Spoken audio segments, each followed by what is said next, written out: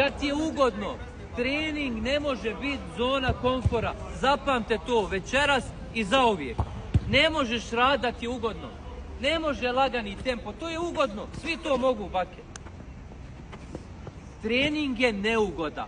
Trening boli, prži, bole mišići, pluća, ne mogu da osvoje, srce lupa, a to je trening. To je trening, momci. Morate se ovdje, ne jedni protiv drugih, sa sobom se takmiči. Potrudi se da ti tempo bude dobar, da izdržiš do kraja, da svaki prijem, pas bude tačan. Sebe natjeraj. Nek boli, šta i treba da boli, je sportista ili nisi? Možda budeš najbolji da ne boli, jel? Da ti je ugodno, ne može. Ne može. Natjeraj se.